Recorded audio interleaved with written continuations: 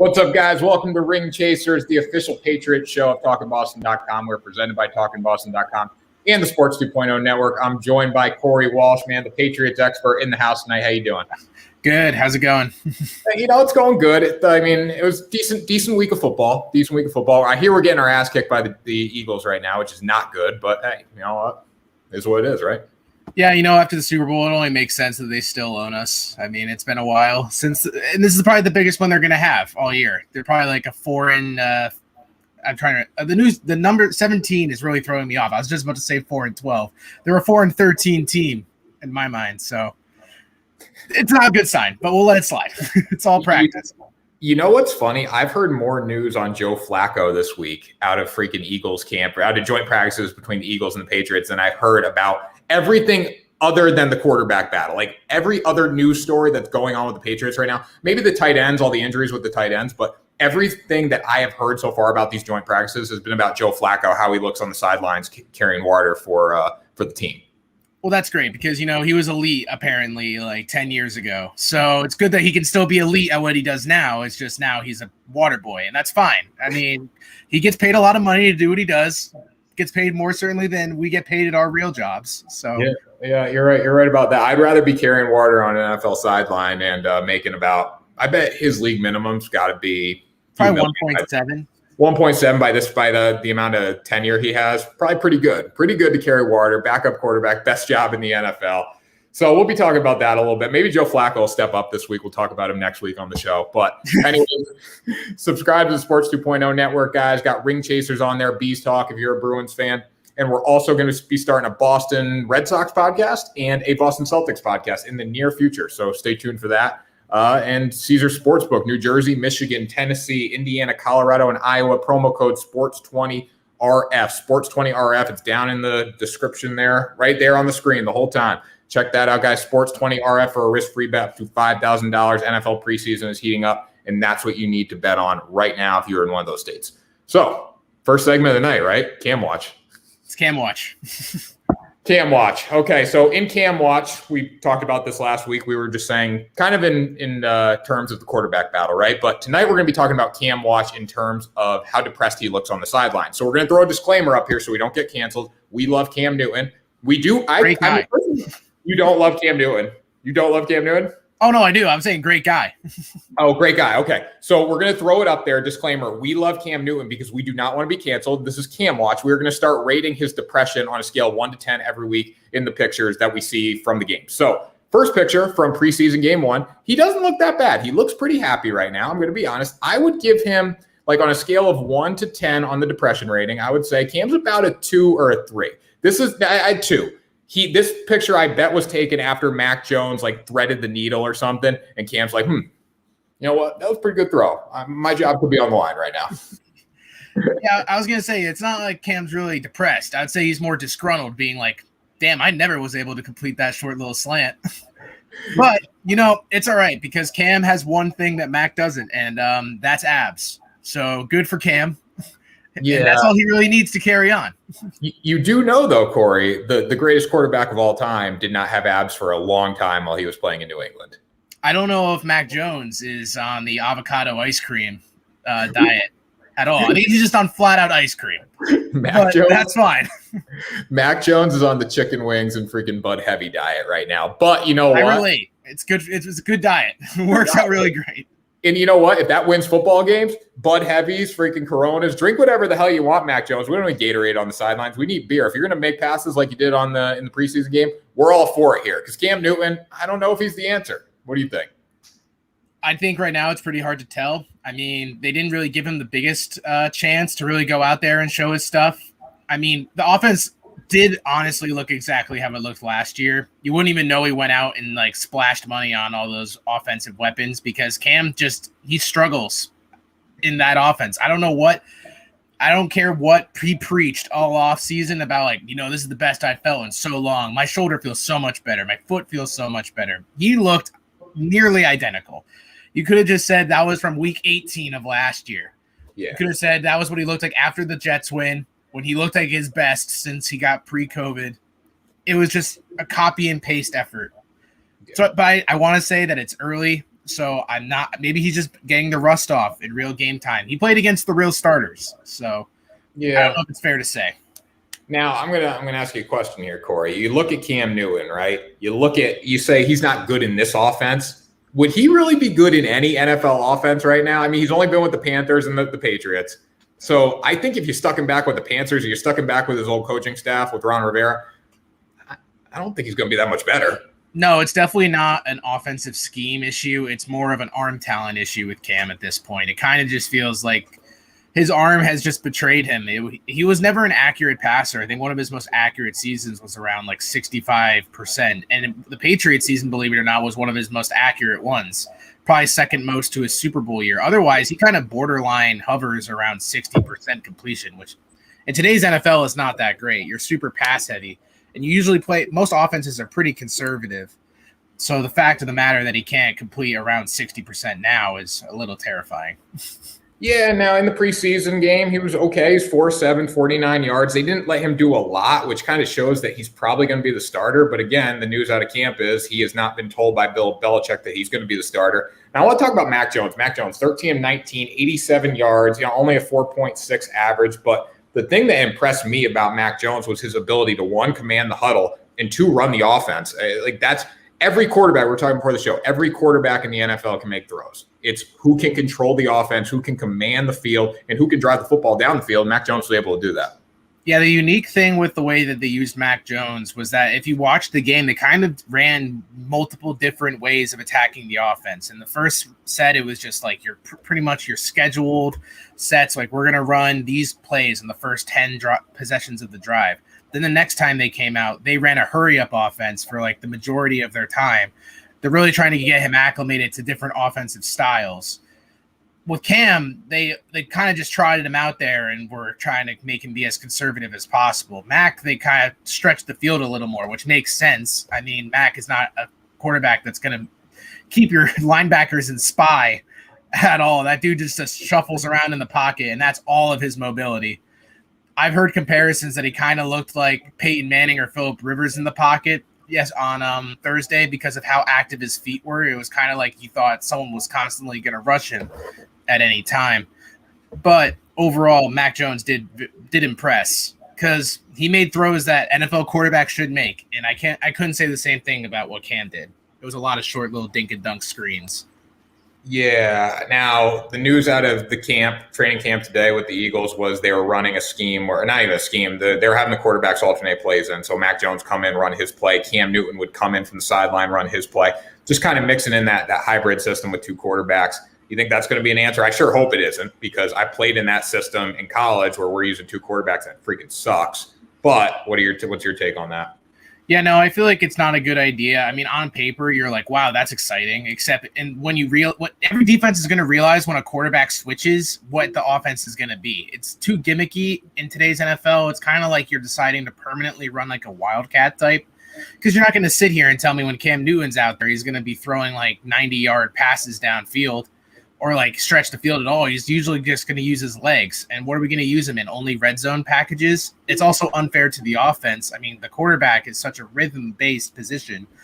And we were talking about this pre-show, but the cadences of quarterbacks vary so greatly. Like, I wouldn't be surprised if we did that there'd be so many more false start penalties on the offensive line. I mean, it's going to throw everything off. It's too cute for Bill Belichick to run, I think.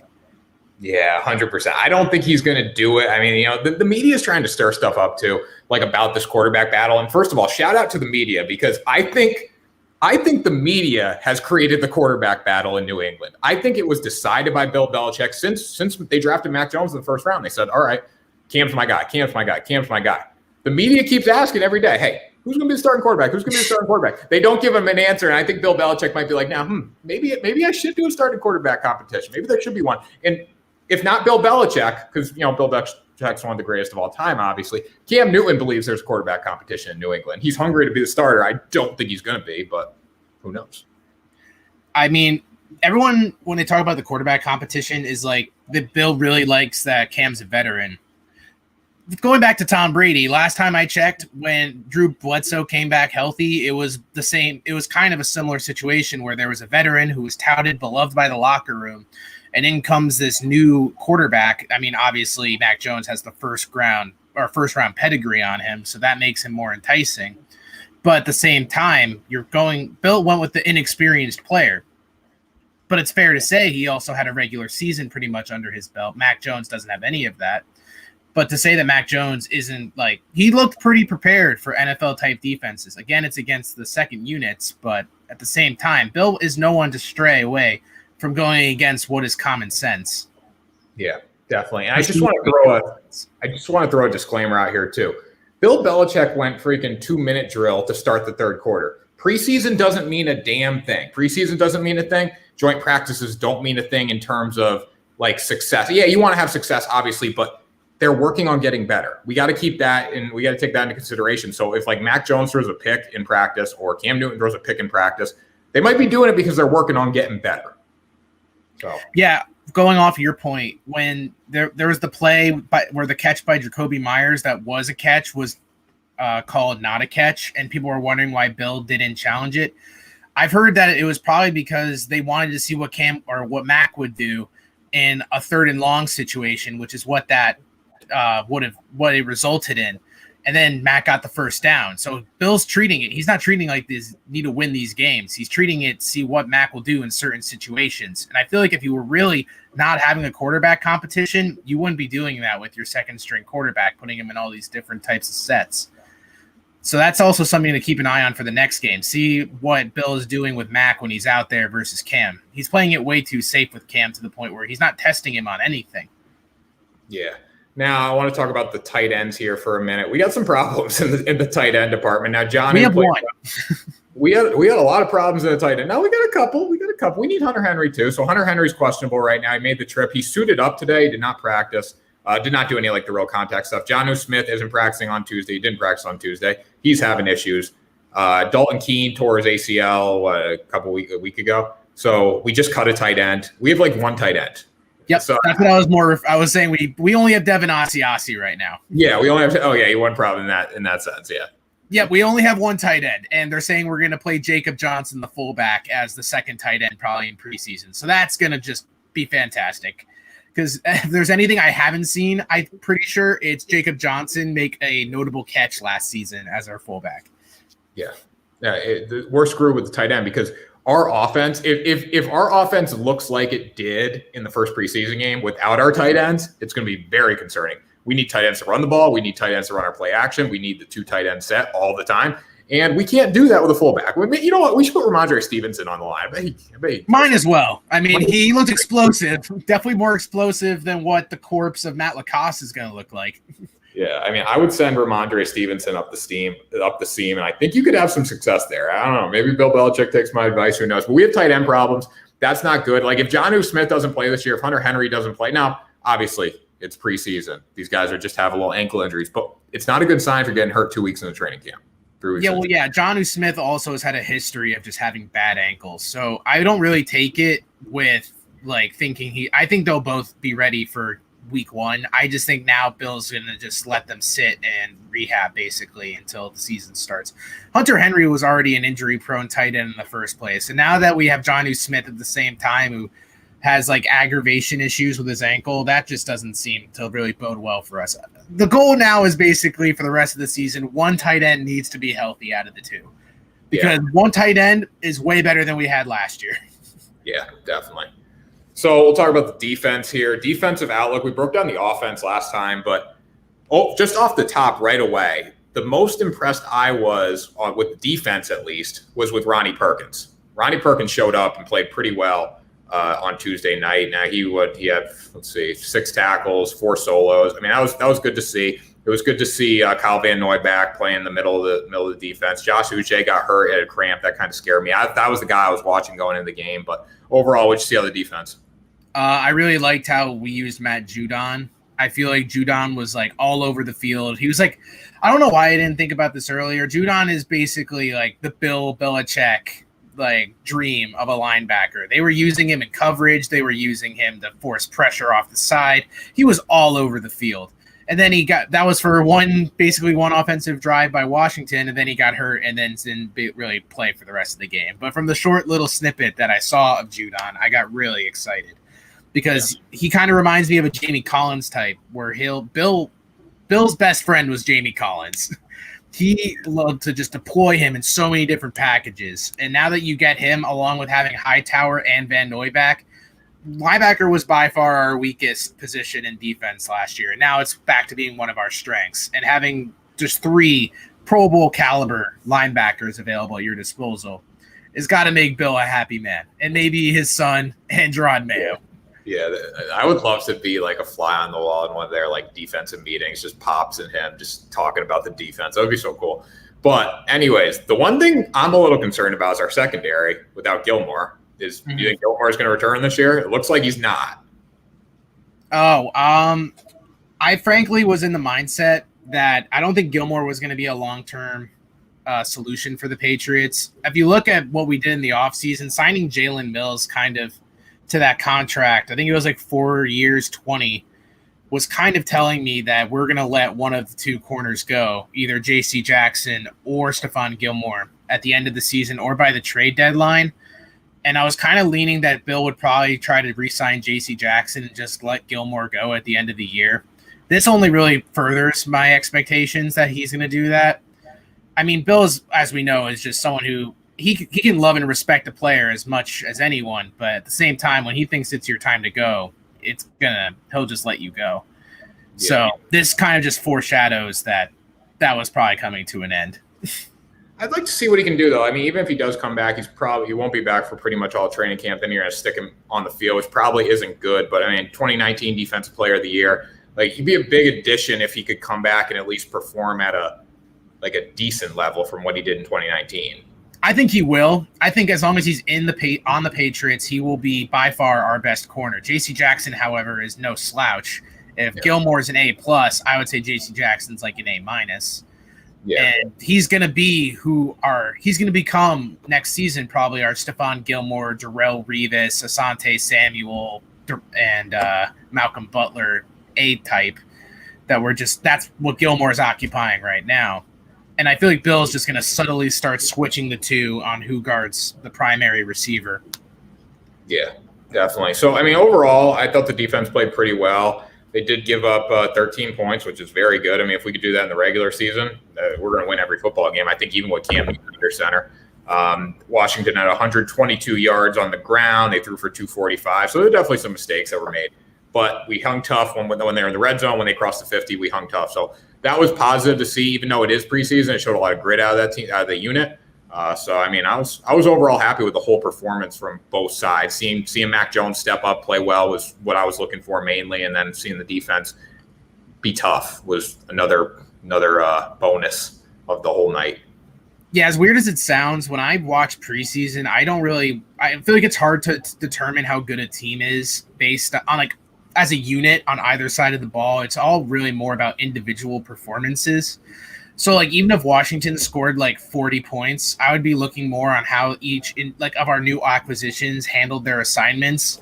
And overall, it seemed for the most part that the players that we expected to make an impact in some way on certain plays did end up making a good impact on the team. So when the starting units are finally decided and then they can get reps together, I feel like the defense is by far going to be the unit that carries us, regardless of who's quarterback. Yeah. I mean, I'm not confident in the offense, no matter who's under center. I think the defense is going to have to be the star. And the way they've spent money, I mean, besides the tight, I mean, they went out and got a lot of people in free agency, but the way the money is aligned, the defense is positioned to be the star right now until we get the Mack Jones becoming the guy there. It's not going to be Cam Newton long term, but it's going to be very reminiscent of Brady Belichick 01 to 04, where Tom Brady wasn't really the Tom Brady we knew in the latter half of the 2000s into the 2010s, into the 2020s. Yeah. They really relied on that defense and on their run game to essentially dominate their opponents. And that's what they kind of tried to do last year, except the defense wasn't that great because it was basically all on COVID. And then the offense obviously couldn't get anything going. If Mack Jones starts, expect the team to look identical to 2001 through 2004. I'm not saying they're going to win the Super Bowl, but that game script is basically copy and paste for what it's going to be. And, I'd be cool with that. I mean, we got to get Mack Jones' feet wet. If the defense can carry the load and he can produce a little bit, I think we'll have some success. I'm not saying we're going to win the East this year, but you never know. All right, joint practices with the Eagles. Talk about this for a minute. I have not heard much good things out of joint practice. I mean, it's hard to tell from a few Twitter clips, some YouTubes, and reading some articles. But right now, the Eagles have dominated both days of practice. Not dominated. I'd say they played better from what I've heard. You look at the quarterback battle, that's been the main storyline, and the tight ends being injured is also a big storyline out of joint practices. But, I mean, you can't take these two seriously. You can't take them seriously at all.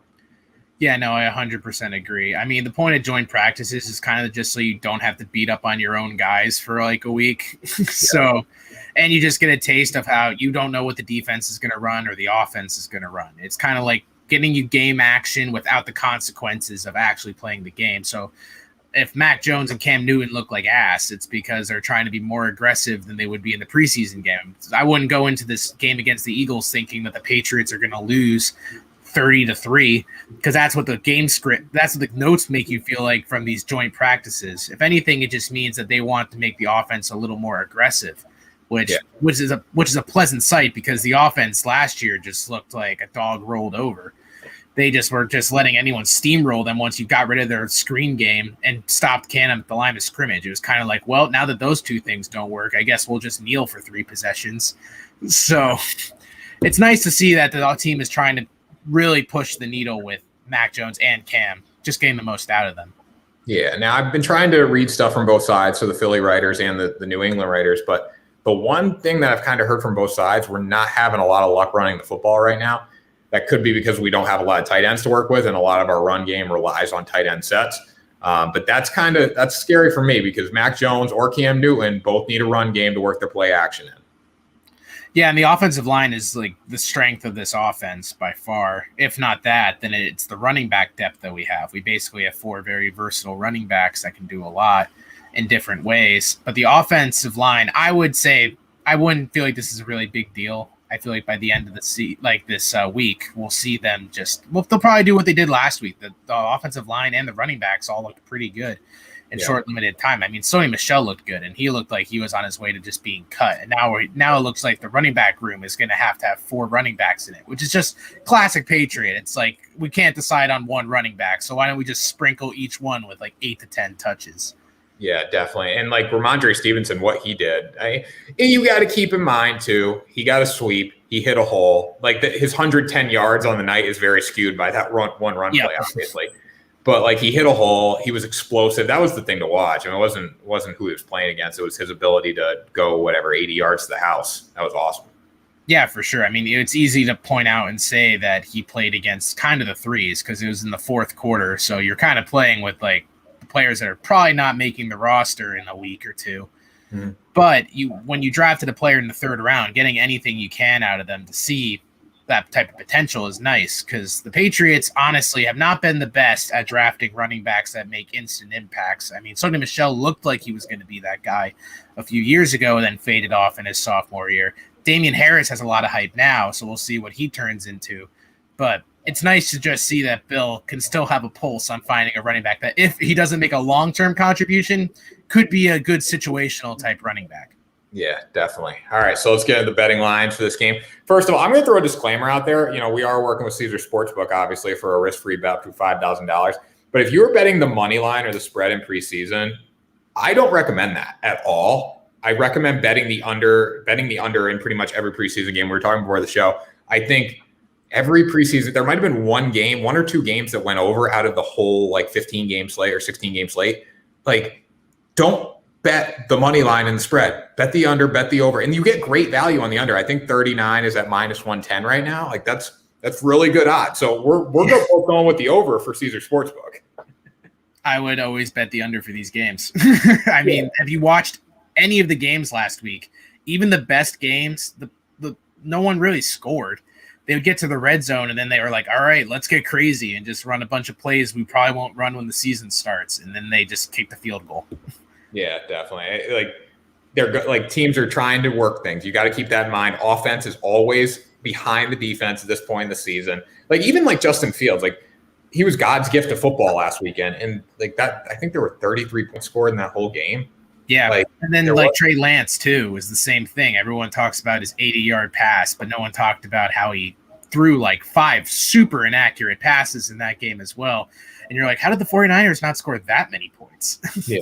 Or even like, you know what? One thing I just want to talk about real quick too. Trevor Lawrence, really impressed. Well, rest in peace to Tim Tebow. I got cut today. We got to talk about that. But Okay, former Patriot, rip. rest in peace to Tim Tebow.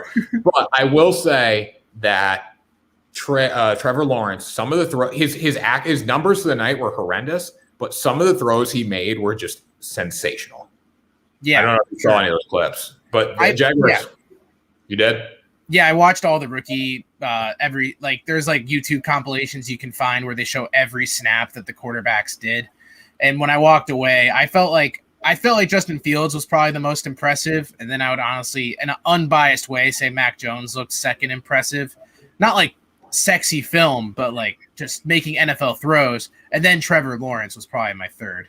Yeah, Trevor Lawrence had about 3 clips that you could clip and put in a highlight reel, and the rest sucked. But like he was under pressure the whole night too, so we got to factor that in. Yeah, it's the Jags, so like they're playing with house money. Playing with house money. There you go. Risk-free bet on the Jags. That's what you need to do this week. All right, so let's see betting lines here. We'll look at the preseason game. Like, I mean, I'm looking for the quarterback battle again. Cam versus Mack. I want to see who plays well. This is going to be the game that starters get most of their work in because we only have 3 this year. I'm imagining, right? So I'm looking for Cam, Mack, Joe Flacco. Joe Flacco. I mean, but I want to see Cam. I want to see the battle between Cam and Mack, what happens there, especially we get a whole nother week. Now, how's Cam going to come out after all the media saying, hey, this is an open competition now? Bill Belichick's doesn't even think it's an open competition, but the media does. So Cam thinks it is. Yeah, if we see Cam play, if this game plays out like the last one did, where Cam comes on the field for 1 quarter and then Mack handles it for another half, it's over. Like, he's going to play Cam. It's pretty obvious. Because you're not going to decide after week 3. You should be making your preparation. This is the week where we kind of know where the quarterbacks will be going. I mean, you can't just throw Mack Jones in at week 3 and be like, all right, he's probably going to be our starter. So here you go. Here's your last week, and now prepare for Miami for week 1. Like, he needs way more preparation with the ones. We didn't leave out the ones receivers with him. We kind of moved him to the 2. So if we see a lot more of Jones with the ones, and I'm imagining 1 half for each quarterback. I really don't think we need to drag Brian Hoyer out one more time. I think we've seen enough. Brian Hoyer, he's been in the league so long, like he doesn't need to play in the freaking preseason. Like, he's good. He's going to be the QB3. He's going to be the guy that's like, poor Jarrett Stidham. Yeah, well, Jarrett Stidham. I think they're going to put him on the PUP list. I think. Good for him. Yeah, he needs to get off the team. We don't Keep need getting them checks. Yeah, if we kept 4 quarterbacks, we would never do it. But if we kept 4 quarterbacks with Jarrett Stidham, if he was healthy with Jarrett Stidham and Brian Hoyer, it wouldn't surprise me, honestly, because they love Brian Hoyer. Brian Hoyer is like the motivator in the locker room. If I'm just the Patriots, I would cut Brian Hoyer and bring him on as a coach, because that's all he's going to serve for the Patriots this year. Mm-hmm. That's why they brought him back in the first place, was to help Mack. So if we're really just wasting a roster spot on Brian Hoyer coaching Mack, just have him come back as a coach. I'm sure he would really be happy to sign a coaching contract. Yeah, that's a great deal. I mean, like that's a great idea. He should be a coach. Like if you're Mack's like babysitter, be Mack's babysitter and just like be in his ear the whole time. Don't even get your 2 reps out of the team period, you know? Yeah, basically. That's what I was thinking when I was watching him in the first preseason game. It was kind of like I was just watching a waste of an offense, pretty much. They didn't do anything that special. It was just, they're kind of like, all right, let's see what Ramondre Stevens has in the tank. Let's hand it off. And that was it, which worked out great. But literally, you could have had Jake Bailey come in and do those snaps. And the offense would have ran the same. Yeah, probably. I mean, you know what, Hoyer, I get you got to have the veteran there motivating Mack Jones, but still, like you said, just cut him, pay him a little less, have him coach. So what are you looking for in the preseason game this week? This kind of goes off what I thought last week when we talked about N'Keal Harry. I was the one who was puffing smoke, saying how N'Keal Harry looked really good in practice. And then he went on the field, played a ton of snaps, and had 1 catch. Yeah. And I am now officially in the position where I think N'Keal Harry is either going to be cut or he is going to get traded. Yeah. So the tables have turned. Unless N'Keal Harry actually can learn to create separation at the NFL level, he is not going to do anything because Mack Jones is not going to be trying to force those types of throws with a receiver that, frankly, we don't even trust his hands that well. Yeah. I was right about N'Keal Harry in the sense I was like, all right, Bill Belichick is going to throw him out there. He's going to play the whole freaking game. He's going to hope I thought he would go off because he was going to be in there against threes, and he didn't, obviously, but he did get a lot of reps, so I was right there. I think he will be traded. There is a place for this man in the NFL. He could not be the Eagles. If he gets cut, he's going to get picked up right away. I hope he plays well against the Eagles, and the Eagles are like, you know what? Here's a fifth. And I'd be like, awesome. Thank you. Yeah, there you go. I'd try to trade him for a 6 or a 7. I'd give him away. I would trade him for anything because honestly, he's kind of worthless right now.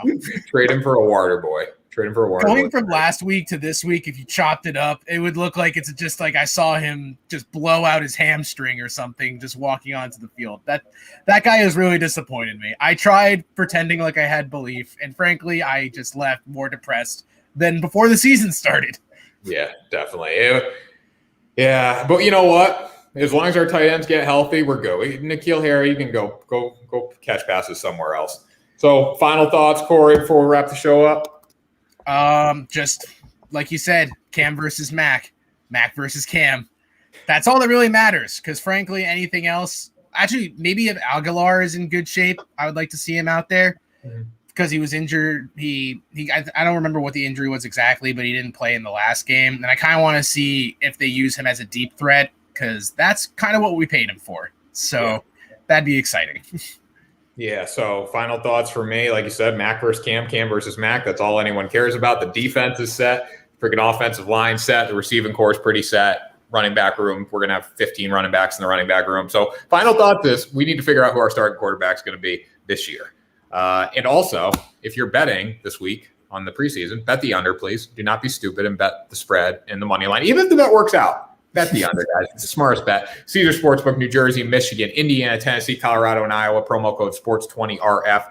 Add an RF to that. It'll tell you in the link below.